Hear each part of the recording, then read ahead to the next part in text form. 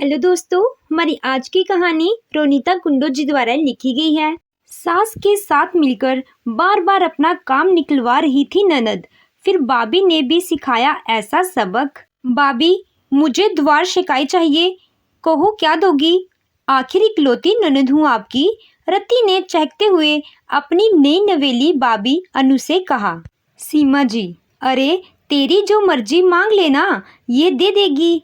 यही तो वक्त होता है, जो चाहे नंदे मांग लेती हैं, वरना बाद में तो ना नंदे कुछ मांगेंगी और ना ही भाभियां कुछ देंगी। तू मांग ले बेटा, तेरी भाभी मना थोड़ी ही ना करेगी। रत्ती, मुझे भाभी के ये झुमके बड़े पसंद आए हैं। झुमके का नाम सुन अनु की भौहें ऊपर की ओर चढ़ जाती हैं। फिर सीमा जी कहती हैं, अरे आज बहू की मुंह दिखाई है तो क्या यह अभी झुमके उतार कर और बगैर झुमके के बैठ जाएगी? कुछ भी कहने से पहले सोचती नहीं है ये लड़की। अनु ने थोड़ी राहत की सांस ली, क्योंकि सीमा जी ने उसकी मन की बात समझ ली। लड़कियां जब अपने ससुराल आती हैं, उनका हर एक सामान हर किसी की खास भेंट होता है, जो उसे अपनों के साथ होने का एहसास कराती है। ऐसे में कोई भी उसे कुछ मांग लेता है तो उसे मना करते भी नहीं बनता, पर दुख तो उसे बहुत होता है। खैर, सभी रस्में खत्म हो गई। फिर सीमा जी ने कहा, चल बहू, अब यह झुमका तू रत्ती को दे दे और कुछ हल्का सा पहन ले। फिर से झुमका? यह क्या? मैं तो समझ रही थी कि मम्मी जी ने मेरा साथ दिया, पर वह तो सबके सामने दिखावा कर रही थी। क्या करूं अब? यह झुमके मैं ही जानती हूँ मेरी माँ ने कितने अरमानों के साथ बनाए हैं, पर मैं इन्हें मना भी कैसे करूं? यह सोचते सोचते ही अनु के मन में एक आइडिया आया। फिर उसने कहा, मम्मी जी, वह क्या है ना, मेरे पास इयररिंग्स के नाम पर बस यही एक झुमका है। इसके अलावा हल्की पतली छोटी बड़ी और कोई इयररिंग्स नहीं है मेरे पास। और विदाई के वक्त माँ ने कहा था कि अब कभी अपनी मांग, कलाई, कान, गला और नाक सूनी मत रखना, इससे अपशगुन होता है। सीमा जी, ओहो, तो तुझे क्या लगता है बहू, हम अपने घर की बहू को सूने कान ही रहने देंगे? मैंने तेरे लिए यह कान के बूंदे बनवाए हैं। ये हल्के भी हैं और छोटे भी। तुझे पहनकर बड़ा आराम मिलेगा, जो इस बारी झुमके से कभी नहीं मिल सकता। अब अनु को और कोई बहाना नहीं मिल रहा था, इसलिए मजबूरन उसे अपना झुमका रत्ती को देना ही पड़ा। पर फिर उसने ये सोचकर अपना मन बहला लिया कि यह भी तो मेरा ही परिवार है, इनको भी कुछ देना मेरा फर्ज बनता है। धीरे धीरे सारे मेहमान चले गए और अनु के घर की बागडोर संभाल ली। रत्ती का ससुराल उसी शहर में ही था, इसलिए वह ज्यादातर अपने मायके में ही रहती थी। और अब भाभी आ गई थी, उनकी सेवा भी तो लेनी थी। एक दिन सीमा जी अनु से कहती हैं, बहू, आज कुछ रिश्तेदार आ रहे हैं, रात के खाने पर कुछ अच्छा सा बना लेना। अनु, कितने लोग होंगे वह मम्मी जी? सीमा जी, यही कोई 6 लोग। अनु जानती थी यह लोग तो वह हैं जो आ जाने वाले हैं, पर इनके अलावा रत्ती, उसका पति और उसकी सास का भी खाना यहीं से जाएगा। यह कभी गिना ही नहीं जाता। पहले पहल तो अनु को यह समझने में नहीं आता था, और इसी वजह से कई बार उसे ब्रेड से ही अपना काम चलाना पड़ा था, पर अब वह यह भूल नहीं करती थी। रात को सारे मेहमान आ गए, पर अनु ये देखकर हैरान थी कि उन मेहमानों के साथ रति और उसका पति मोहन और उसकी सास बंदिता जी भी पधार रहे हैं। मतलब अनु यह तो जानती थी कि यह लोग खाना खाने तो जरूर आएंगे, पर यह मेहमानों के साथ ही अंदर क्यों आ रहे हैं, यह उसे समझ नहीं आ रहा था। सीमा जी, बहू, ऐसे बस मेहमानों को देखते ही रहोगी या इनके लिए शरबत भी ले आओगी? अनु दौड़ती हुई रसोई में जाती है और सबके लिए शरबत ले आती है। अब बारी थी खाने की। अनु रसोई में अकेले काम करी जा रही थी, पर ना तो सीमा जी और ना ही रति वहां उसकी मदद करने आ रहे थे। खाने को देर होता देख सीमा जी रसोई में आती हैं और कहती हैं, यह क्या बहू, कितनी देर लगा रही हो? मेहमान कब से खाने का इंतजार कर रहे हैं। अनु, मम्मी जी, इतने सारे लोग हैं ना, तो थोड़ी हड़बड़ाहट हो रही है। आप ज़रा रत्ती को मेरी मदद के लिए भेज दीजिए, मैं फिर फटाफट खाना लगाती हूँ। सीमा जी, क्या ये बैठकर मेहमानों से बात करे, इसलिए तो अपने मेहमानों को यहाँ बुलाया ताकि उसका पूरा समय रसोई में ना जाए, और यहाँ तुम उसे रसोई में ही बुला रही हो। अनु, क्या ये रत्ती के मेहमान हैं? सीमा जी, हाँ, उसकी ननद और उसका परिवार। वाह रे रत्ती, क्या किस्मत पाई है तुमने। माँ तो माँ, सास और पति भी तुम्हारे हिसाब से चलते हैं, और एक मेरी किस्मत है। पर मुझे यह सब अब रोकना पड़ेगा। पहले तो मुझे लगता था यह लोग मेरे परिवार हैं, पर इस परिवार को मैं नौकरानी से ज्यादा और कुछ नहीं दिखती। अगर मैं आज चुप रह गई तो कल को मेरे बच्चे इस रत्ती के बच्चों की गुलामी करेंगे। सारे मेहमानों के साथ जब सीमा जी और रत्ती बैठकर बात कर रहे थे, तब अनु अपना खाना रसोई में ही बैठकर खा लेती है। मेहमानों को विदा कर रत्ती और सीमा जी जब रसोई में आकर अनु को खाना लगाने को कहा, अनु, मम्मी जी, खाना तो सारा खत्म हो गया। सीमा जी, क्या खाना खत्म हो गया? पर कैसे, जबकि मैंने तुम्हें साफ साफ 6 लोगों का खाना बनाने को कहा था। अनु, पर मम्मी जी, खाना तो मैंने 6 लोगों का ही बनाया था। सीमा जी, फिर खत्म कैसे हो गया? अनु, 6 लोग और हम, घर के 4 लोग, मैं, यह पापा जी और आप। जमाई जी और उनकी माँ भी आने वाले थे, आपने यह तो नहीं बताया था। पापा जी और इन्होंने तो मेहमानों के साथ ही बैठकर खाना खा लिया। मेरा और आपका हिस्सा जमाई जी और उनकी माँ का हो गया। सीमा जी, अरे रत्ती और उसका परिवार तो इसी घर के सदस्य हैं, कोई मेहमान थोड़े ही ना है जो उनका भी गिनवाती। तुम्हें समझकर बनाना चाहिए था। अब हम क्या खाएंगे? रत्ती, चलिए माँ, हमें ज्यादा भूख नहीं लगी है तो बिस्किट खा लेंगे। सीमा जी, पर बेटा, इससे पहले सीमा जी कुछ और कहती, रत्ती ने आंखों से उन्हें इशारा कर चुप रहने को कहा, जो अनु ने भी देख लिया। फिर दोनों माँ बेटी बाहर से खाना ऑर्डर कर खा लेती हैं। यह देख अनु को बहुत बुरा लगता है। भले ही उसने खाना खा लिया था, पर यह बात रत्ती और सीमा जी को तो पता नहीं था। जब 2 लोग का खाना बाहर से आ सकता है तो एक अकेली भाभी कितना ही खा जाती। आखिर सुबह से रसोई में उसने सबके लिए ही तो मेहनत की थी ना। रत्ती और सीमा जी की ये हरकत देखकर जो थोड़ी बहुत प्यार अनु के अंदर बची थी, वह भी जाती रही, और तभी उसने सोचा वह अब और नहीं सहेगी। वह भी ऐसे रिश्तों के लिए जिससे उसकी जरा भी कदर नहीं।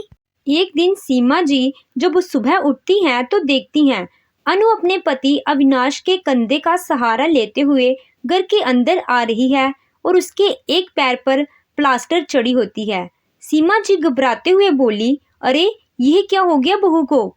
अविनाश, माँ, सुबह नहाते वक्त बाथरूम में फिसल गई, जिससे इसका एक पैर फ्रैक्चर हो गया। सीमा जी, हे भगवान, अब यह कब ठीक होगी? तब तक इसकी सेवा कौन करेगा? अविनाश, क्या कहा माँ आपने? सीमा जी, मेरा मतलब मेरी बहू पहले जैसी कब होगी? सीमा जी की अंदर की बात को भले ही उनका बेटा समझे या ना समझे, पर अनु खूब समझ रही थी, और तभी उसने इन माँ बेटी को सबक सिखाने की योजना बनाई। अनु, मम्मी जी, मुझसे तो अब मेरे खुद के ही काम नहीं होंगे, ऐसे में घर के काम कैसे करूँगी? पर राहत की बात तो यह है कि रत्ती इसी शहर में ही रहती है, आप उसे ही यहाँ कुछ दिनों के लिए रख लीजिए। वैसे भी उनके घर का खाना अक्सर यहीं से तो जाता है, तो वह अपने उस घर और इस घर के लिए खाना यही बना लेगी। इससे हम सबको भी सहूलियत हो जाएगी। हाँ, सही कहा तुमने बहू, मैं अभी उसे फ़ोन करती हूँ। यह कहकर सीमा जी रत्ती को फ़ोन करने चली जाती हैं। फ़ोन पर सीमा जी, हेलो बेटा, तू अभी घर आ सकती है क्या? कुछ ज़रूरी बात करनी है तुझसे। रत्ती, हाँ मम्मी, आती हूँ, पर यह तो बताओ क्या ज़रूरी बात है? कहीं भाभी ने कुछ नया तो नहीं खरीदा है ना? सीमा जी, ओहो, तुझे तो हर वक्त बस यही सब सूझता है। जल्दी घर आओ, यहाँ मेरी हालत खराब होती जा रही है। फिर रत्ती फटाफट से सीमा जी के यहाँ आ जाती है। सीमा जी, बेटा यह देख तेरी भाभी को। रत्ती, पर यह सब कैसे हुआ और आपने मुझे ये दिखाने बुलाया है? सीमा जी, हाँ, क्योंकि भाभी अब तो घर के काम नहीं कर सकती, इसलिए तुझे ही अब हमारी मदद करनी पड़ेगी। रति, मैं मदद? कैसी मदद? अनु, देखो रति, जमाई जी और तुम्हारी सासू माँ का खाना अक्सर तो यहीं से जाता है, तो फिर तुम कुछ दिन आकर यहीं रहो और दोनों घर का खाना बना लिया करो। इससे मम्मी जी को भी आराम रहेगा, वरना वह अकेली क्या क्या संभाल लेंगी। रति, पर माँ, मैं तो आपको बताना ही भूल गई थी। मेरी सासू माँ ने अब से मुझे घर पर ही रहने को कहा है और यहाँ से कोई खाना तो बिल्कुल ही ले जाने के लिए मना किया है। वह कहती हैं ऐसे बार बार यहाँ से खाना ले जाना अच्छा नहीं लगता। सीमा जी, अरे कुछ नहीं कहेगी वह, उनसे कहना बहू के पैर के बारे में। तू छोड़, मैं ही कह दूंगी उनसे। रति, अरे नहीं नहीं माँ, आपको कहने की जरूरत नहीं, मैं ही कह दूंगी उनको। यह कहकर रति अपनी माँ का हाथ बटाने वहां आ जाती है। यहाँ वह माँ का हाथ बटाना कम और अपने फोन पर हाथ फेरना ज्यादा करती है। सीमा जी जो उससे कुछ कहती तो रति ऐसे चिल्लाती मानो कितना बड़ा काम दे दिया गया हो उसे। अब सीमा जी उसे कुछ कहने से पहले 10 बार सोचती। रति यहाँ भी अपना ही फायदा कर जाती। पूरे दिन रसोई में सीमा जी खाना बनाती और रति खुद के साथ साथ अपने ससुराल का खाना भी यहीं से ले जाती। बड़ी गलती कर दी मैंने इससे मदद की उम्मीद करके। अरे अपनी बेटी से तो मेरी बहू ही बली है, कम से कम उसके रहते मुझे इतना काम नहीं करना पड़ता था, पर इसके चक्कर में उसे भी बहुत सताया है मैंने। पर अब उसकी देखभाल में कोई कमी नहीं करूँगी, यही मेरे किए का प्रायश्चित होगा। ये कहकर सीमा जी अनु के लिए उसके कमरे में जूस ले आ जाती हैं। अनु को सीमा जी की ऐसी हालत पर बहुत तरस आता है, पर वह भी तो इस वक्त बेबस थी। रति को यहाँ रखने का आइडिया उसी का था, पर रति अपनी माँ के लिए भी इतनी स्वार्थी हो जाएगी उसे यह पता नहीं था। अनु, मम्मी जी आपकी ऐसी हालत, रति कोई मदद नहीं करती क्या? अनु के इतना कहते ही सीमा जी फफकर रो पड़ती हैं और कहती हैं, मुझे माफ़ कर दे बहू, आज मेरी बेटी जैसी है उसकी जिम्मेदार भी मैं ही हूँ। मैंने हमेशा उसकी हर उल्टी सीधी हरकत में उसका साथ दिया है और शायद आज मुझे उसी की सज़ा मिल रही है। पर तू मेरी चिंता मत कर, मैंने सही समय पर अपनी गलती जान ली और अब मैं तेरी सास नहीं माँ बनकर दिखाऊंगी। वह तो ठीक है मम्मी जी, पर रति को भी सबक सिखाना ज़रूरी है। दुनिया की हर माँ अपनी बेटी से प्यार करती है, पर इसका मतलब ये नहीं कि बेटी इतनी स्वार्थी बन जाए और अपनी माँ का ही फ़ायदा उठाना लगे।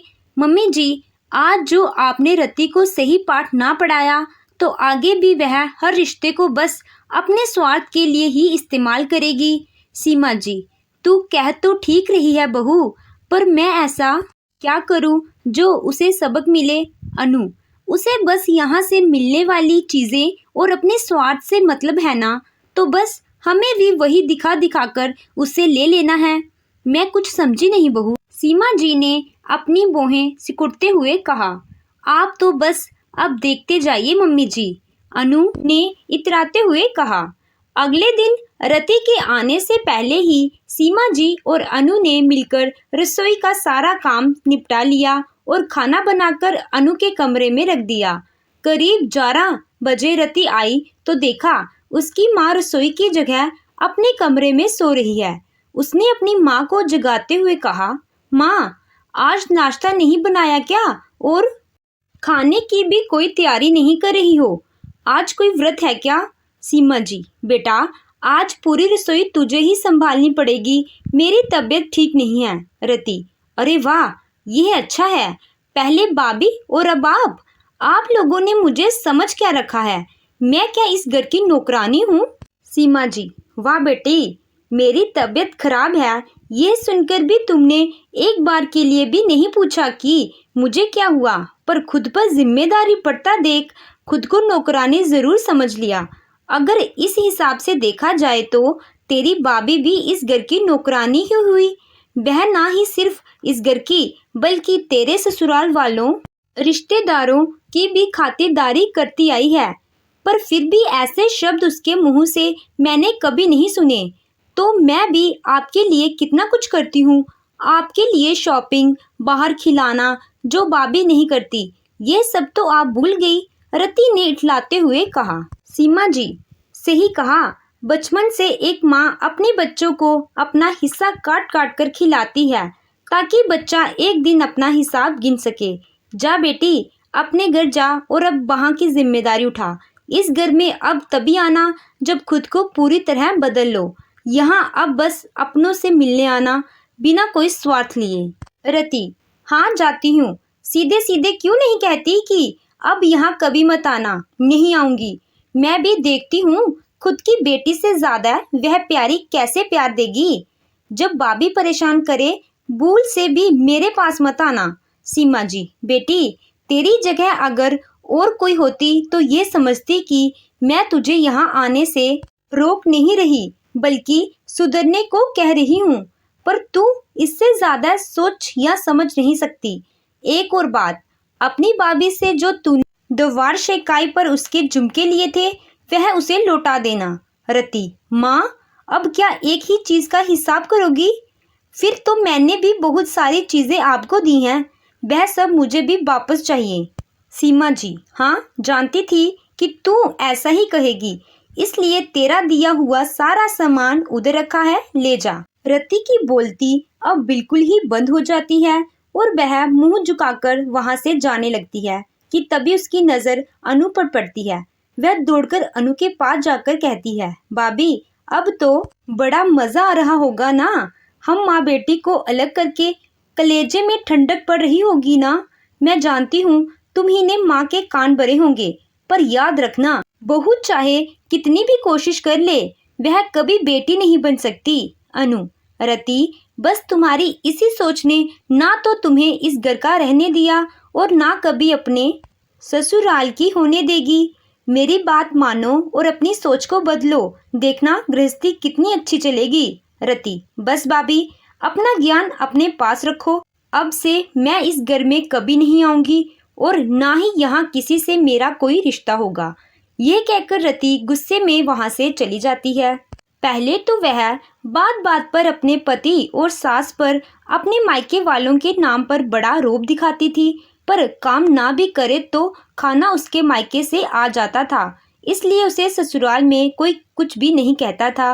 पर अब उसे बात बात पर काम ना करने पर यह ताना मिलता था कि तुम्हारी माँ या भाभी खाना बनाने नहीं आएंगी, तुम्हें ही बनाना पड़ेगा। कुछ दिन तो रति ने गुस्से में सब किया, पर धीरे धीरे उसे अपनी माँ की याद आने लगी। पहले तो जब मन तब बाकर वह अपने माँ के पास चली जाती थी, पर अब माँ से बात भी नहीं होती। एक दिन उसकी तबीयत बिगड़ गई, पर जब उसने अपनी सास को यह बताया तो वह इसे नाटक बताकर अपने कमरे में चली गई। आज उसे अपनी माँ की कमी बड़ी खली। कैसे माँ उसकी सेवा में लग जाती थी, पर मैं ही अपने स्वार्थ के चक्कर में सब कुछ भूल गई। पर अब और नहीं, दूर रहूंगी अपनी माँ से। यह सोचकर वह अगले दिन ही अपने घर जाती है। यहाँ वह देखती है उसकी माँ की तबीयत ठीक नहीं है और उसकी भाभी उनकी सेवा कर रही है। वह सोचती है शायद इसी को परिवार कहते हैं, जो एक दूसरे की परवाह करे। वह यहाँ स्वार्थ नहीं, बस निस्वार्थ प्रेम हो। अनु, अरे रति, तुम कब आई? आओ अंदर। देखो ना मम्मी जी, मेरी बात बिल्कुल नहीं सुनती। अब तुम ही इन्हें दवाई खिलाओ। सीमा जी, यह क्या खिलाएगी दवाई? जरूर अपने किसी काम से ही आई होगी। रति, नहीं माँ, मैं यहाँ अपने पुराने रिश्ते को वापस पाने आई हूँ। माँ, आपने मुझसे कहा था ना कि जब मैं खुद को बदल दूँ तभी यहाँ वापस आऊँ।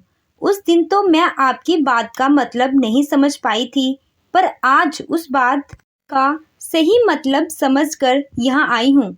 आप सही थी, हमेशा स्वार्थी होना सही नहीं। रिश्ते दोनों तरफ से निभाए जाते हैं, पर मैं बस अपनी तरफ से ही देखती रही। आप भी मुझे माफ़ कर दीजिए भाभी, मैं आपकी भी गुनहगार हूँ। वह तो अच्छा हुआ कि माँ को सही समय पर सब कुछ मालूम चल गया, वरना अब तक तो मैं हम सब का रिश्ता तो बिल्कुल ख़त्म ही कर चुकी होती। रति और सीमा जी को समय रहते सुधर गए, पर हर कोई इतनी जल्दी नहीं समझता और नतीजन बसा बसाया घर टूट जाता है। तो दोस्तों, आपको ये कहानी कैसी लगी? कहानी अच्छी लगी हो तो वीडियो को लाइक कीजिएगा, चैनल पे नए हो तो चैनल को सब्सक्राइब कीजिएगा। Thank you.